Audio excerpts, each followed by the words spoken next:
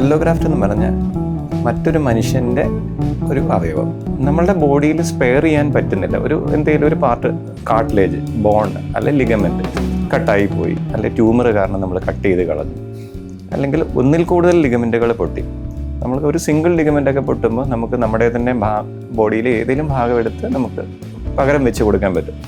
ഒന്നിൽ കൂടുതൽ പോകുമ്പോൾ നമുക്ക് സ്പെയർ ചെയ്യാൻ അതിന് മാത്രമുള്ള റിസർവ് ഇല്ല.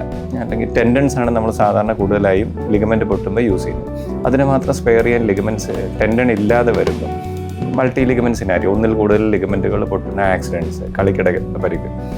അപ്പം നമ്മൾ എന്താ ചെയ്യുക എന്ന് വെച്ചാൽ ഇതുപോലത്തെ ലൈസൻസ്ഡ് ടിഷ്യൂ ബാങ്കിൽ നിന്ന് ഈ ഗ്രാഫ്റ്റ് വാങ്ങി ഉപയോഗിക്കും. അന്നേരം പേഷ്യൻറ്റിന് ഈ ഡോണർ സൈറ്റ് മോർബിഡിറ്റി, അതായത് പേഷ്യൻ്റെ സ്വന്തം ശരീരത്തിൽ നിന്ന് മറ്റൊരു ഭാഗത്തു നിന്ന് എടുത്താൽ അവിടെ അതൊരു കുറവാണ്. അതിനെ നമ്മൾ ഡോണർ സൈറ്റ് മോർബിഡിറ്റി എന്ന് പറയും. കളിക്കാരെ സംബന്ധിച്ച് അങ്ങനെ ഏതെങ്കിലും ഒരു സൈറ്റിലൊരു മോർബിഡിറ്റി വന്നാൽ അത് അവരുടെ പെർഫോമൻസിനെ ബാധിക്കും.